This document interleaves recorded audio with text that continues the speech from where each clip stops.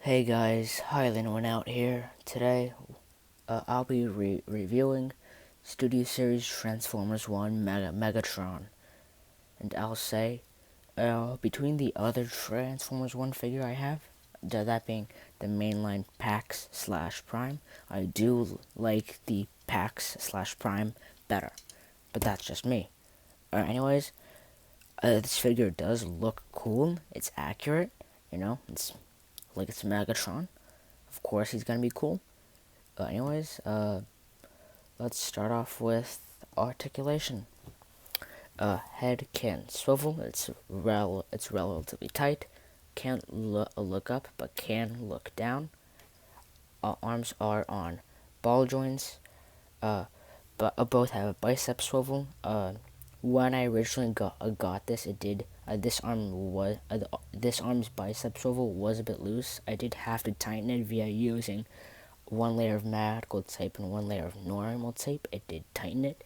I do feel like it might be getting a little bit looser. I don't know. It could be just me. I might just re-tighten it for safety, in case. But there's a wrist swivel, and the hands do look a bit weird because they do form the treads, but I can live with it. He has a waist swivel. Legs can do a pretty good split. They can do that. Knee swivel for transformation. Above 90-degree bend. Okay-ish rocker. Pretty good toe down and barely any toe up. The knees do lock in for transformation, but I kind of keep them a bit bent here to make it not lock in, but also not make them look hunched. But anyways, when it comes to accessories, a Megatron does come with this iconic fusion cannon. I do wish it was a bit bigger because when you put it on, it does look tiny, It doesn't feel as long or as thick as it does need to be, but that's just me. He does come with the cannon barrel.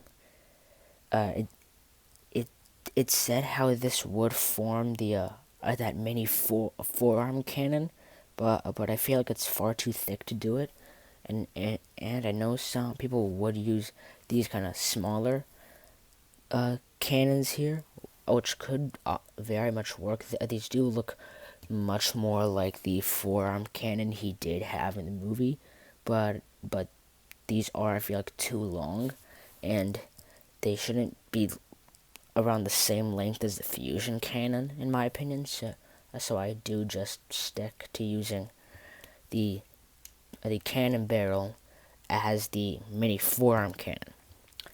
And then, as mentioned, there are these two accessories, which he can either hold or plug in here, but that's if you want. And there is the main turret piece plus backpack, which you can plug in here, and you can in turn plug in these pieces into here. I do like to leave them flipped up because, it does look kind of cool, and plus having them flipped down would kind of inhibit the articulation, in my opinion, so having them out of the way does help. Plus, you can also plug in the fusion cannon and this piece to kind of recreate that one scene where Megatron is able to take back his turret piece and flip it around and fire at Pax with the turret. Spoilers, by the way. Yeah, sorry about that. But yeah, when it comes to size comparison, here he is with Pax slash Prime. This is the mainline figure, of course, so it will be smaller, obviously. Here he is with the Last Night Megatron, which to this day was the last movie appearance of Megatron before TF1, and also the first movie appearance of Megatron with the more G1 accurate fusion cannon.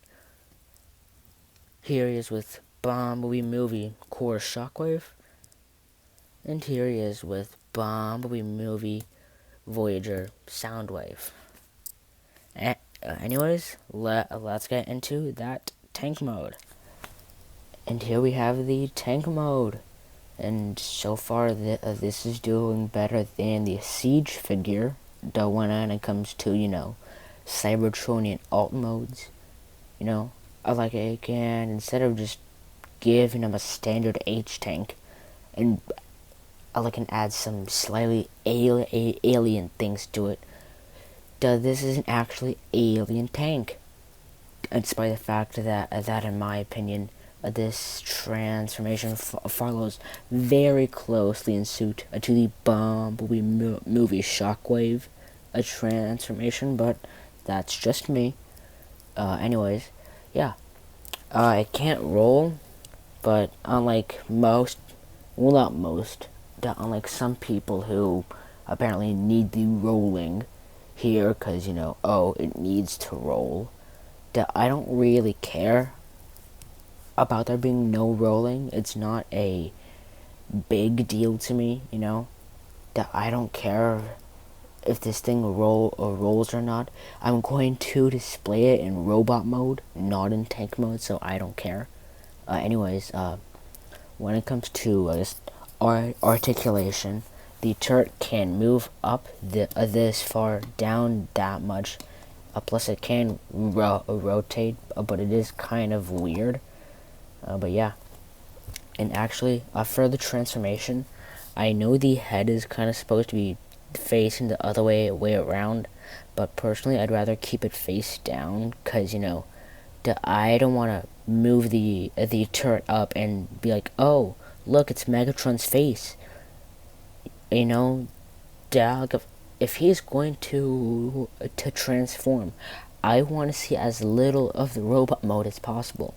And I mean, seeing hands here is one thing, but seeing a head poke out, it's like, yeah, he's not transforming in my opinion.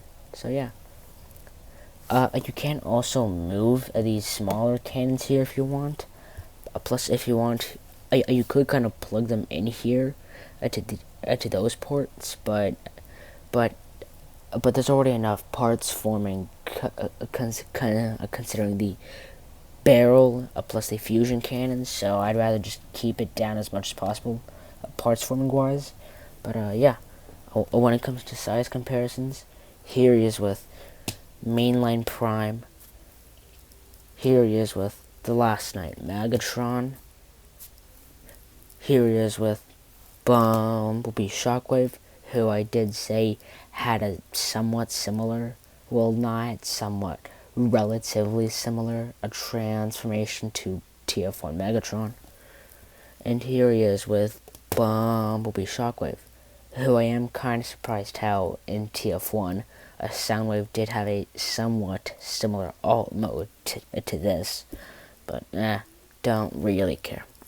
And yeah, that's TF1 Megatron. I hope you guys enjoyed the review, and I suppose I'll see you in whatever video I post next.